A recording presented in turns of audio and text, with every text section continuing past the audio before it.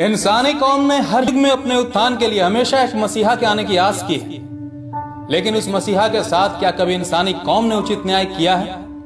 चाहे मसीहा इंसान हो या भगवान हो, इतिहास गवाह है इस समाज ने ही कभी अपने मसीहा की धर्म पत्नी पर इल्जाम लगा उसे बनवास भिजवाया है, कभी सूली पर चढ़वाया है, तो कभी ताउम्र जेल में सड़ने को छोड़ाया है। सहरसा की सरजमीन का सरमौर आनंद मोहन, जिसने मैथिली को वो दर्जा दिलवाया जिसे पाने को भोजपुरी और मगही न जाने कब से संघर्ष कर रही है। जी हाँ, मैथिली को 8वीं अनुसूची में शामिल करवाना इनकी ही देन। लेकिन कितने मिथिलावासी इस बात को जानते हैं, सत्ता के हुक्मरानों के होश अपनी एक हुंकार से ठंडे कर देने वाले आनंद मोहन, जिनके लिए आवाज उठाया करते थे, क्या आज वो इनकी आवाज बन पाए हैं? सवाल यह है कि जिनके परिवार में स्वतंत्रता आंदोलन से लेकर जेपी आंदोलन तक में कूदने का जज्बा रहा, क्या उसके लिए कभी समाज ने आभार प्रकट किया है? कि कभी किसी जमाने में राजपूतों के आन बान शान कहे जाने वाले उनके लाज के रक्षक आनंद मोहन आज एक राजनीतिक दुश्मनी का दंश झेलने के लिए पिछले 14 सालों से सहरसा जेल से भागलपुर, भागलपुर से बक्सर, बक्सर से फिर सहरसा, रोहतास जेल भटक रहे हैं, जिन्हें शायद आज उनके समाज के लोगों द्वारा भुला दिया गया, जिसके बाद उनकी सारी लड़ाई और कुर्बानी भी मानो जैसे पानी के बुलबुले की तरह एक झटके में खत्म हो गई हो, क्योंकि जिस पार्टी से लिए दुश्मनी का मोल उनको आज तक चुकाना पड़ रहा है, वही पार्टी से उनकी पत्नी का जुड़ जाना शायद खुद आनंद मोहन को भी नागवार गुजरा होगा, जैसा कि जनता को भी गुजर रहा है। आनंद मोहन, जिनकी बिहार पीपल्स पार्टी के धमक के आगे बड़े बड़े गठबंधन भी अपनी गठरी संभाल नहीं पाते थे, आज जेल की 4 दीवारी में वो धमक गुम हो चुकी है, क्योंकि समय का चक्का कब पलट जाए इसका आभास तो कर्ण जैसे महारथी भी नहीं कर पाते हैं। और इस चक्के के पलटने की कहानी शुरू होती है वैशाली के 2 किसानों की हत्या से। वैशाली में 2 किसानों को मारकर पेड़ पर लटका दिया जाता है, जिसका आरोप राजद के एक बड़े नेता पर आता है। जब यह दृश्य आनंद मोहन ने देखा तो उनका आक्रोश इतना बढ़ गया जिसका असर मॉनसून सत्र में नजर आया। उस समय के मुख्यमंत्री लालू प्रसाद यादव जी थे, जिनसे जब सवाल किया गया तो जवाब उनके आक्रोश को और बढ़ाने वाला था, जिसका असर यह हुआ कि इतिहास में पहली बार भरे सदन में किसी मुख्यमंत्री पर कुर्सी चलाकर फेंका गया, जिसके जवाब में पूर्वी चंपारण के विधानसभा क्षेत्र केसरिया के तत्कालीन विधायक यमुना यादव जी ने आनंद मोहन की तरफ माइक फेंककर अपने सुप्रीमो के प्रति अपनी वफादारी जाहिर की, और वो माइक आनंद मोहन के आन पर जा लगी। और उसी वक्त उन्होंने अपनी पार्टी बिहार पीपल्स पार्टी की तरफ से बिहार के अंडरवर्ल्ड डॉन छोटन शुक्ला को केसरिया विधानसभा का उम्मीदवार घोषित कर दिया। चौंकिएगा मत, ये वो दौर था जब बाहुबली और अंडरवर्ल्ड के लोग नेताओं की कठपुतली बन बूथ कैप्चरिंग, फिरौती और मर्डर जैसे वारदातों तक सीमित नहीं थे, बल्कि इन पर भी अब खादी का धुन सवार हो चुका था। खैर, यह तो फिर भी 1994 की बात था। प्रत्याशी तो आज भी एक से बढ़कर एक क्रिमिनल खड़े होते हैं बिहार में। अब बात दोनों पार्टी के आन पर आ गई थी, और ये आन बिना प्राण दान के मानता कहां है जनाब। कहते हैं गिद्धों और राजनेताओं में अधिक अंतर नहीं होता, बस गिद्ध लाश गिरने की फिराक में होते हैं और राजनेता लाश गिराने की।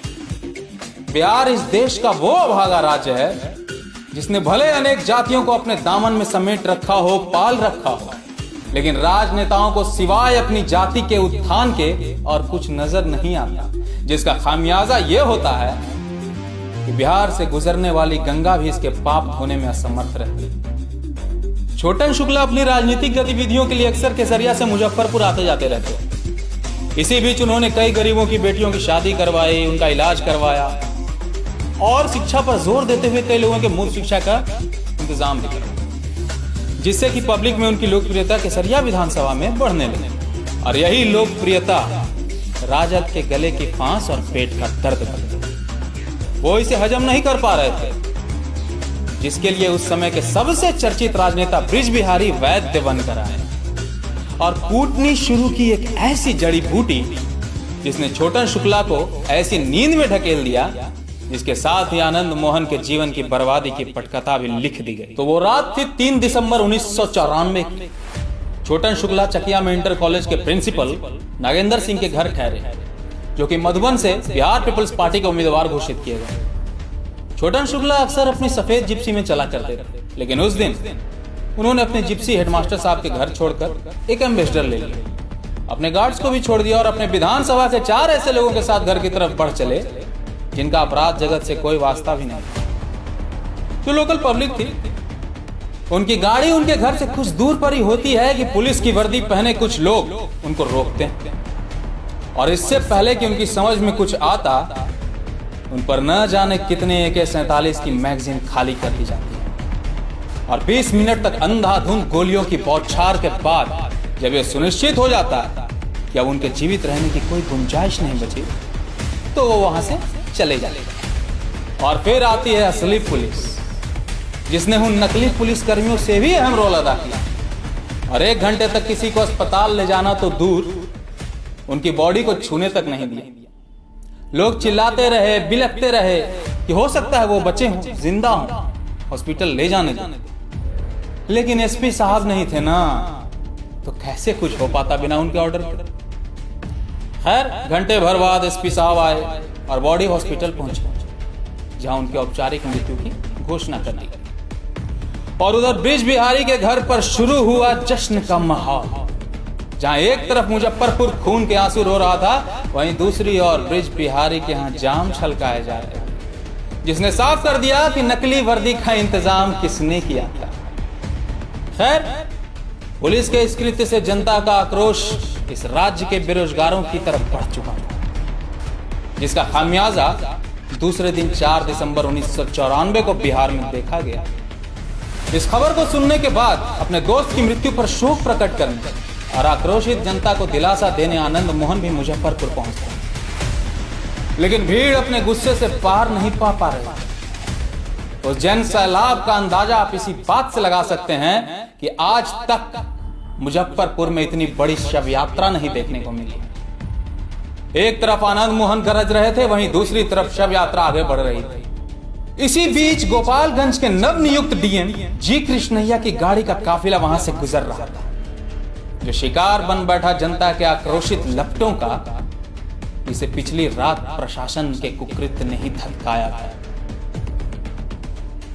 जी कृष्णैया की दर्दनाक मौत हो जाती है और इल्जाम आता है भीड़ पर, जिसका नेतृत्व कौन कर रहे थे? आनंद मोहन। अब सवाल यह उठता है कि क्या जी कृष्णैया की गाड़ी को जलाने का आदेश आनंद मोहन ने दिया था? क्या भीड़ ने उनके लाइट, कैमरा, एक्शन बोलते ही आग लगा दिया था?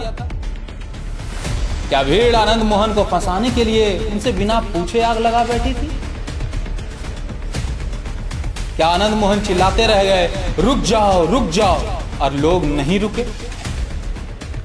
इन सारे सवालों का जवाब तो वही दे सकता है जो आज के स्मार्टफोन को लेकर किसी टाइम मशीन के सहारे उस युग में गया हो और सब कुछ रिकॉर्ड कर लिया, क्योंकि बिना थर्ड अंपायर के तो हम आज तक रन आउट नहीं दे पाए।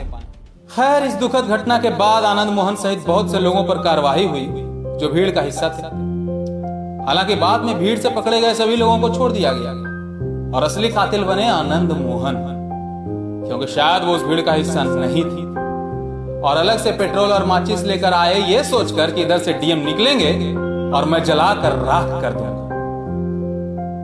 लेकिन ये हमें सोचने की जरूरत है कि कौन है जी कृष्णैया की मौत का जिम्मेदार। कहीं ये वो लोग तो नहीं जो नकली वर्दी में आए थे?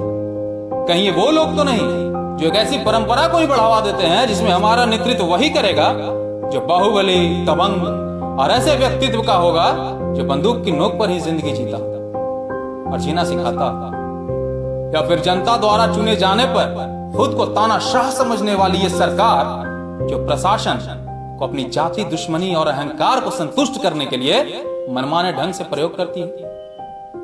या फिर आनंद मोहन?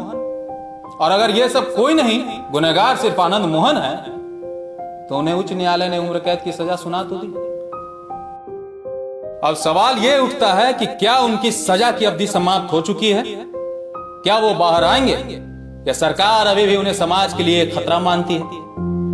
यह फैसला सरकार के हाथ में भी है और आपके हाथ में भी, क्योंकि अगर पप्पू यादव जी की सजा 14 वर्षों में समाप्त हो सकती है तो शायद इनकी भी हो सकती है, लेकिन वो तो सरकार और जनता की नीयत पर निर्भर करता है। आगे क्या होगा, आगे की कहानी क्या होगी, इसका निर्णय या तो सरकार करेगी या बिहार की जनता।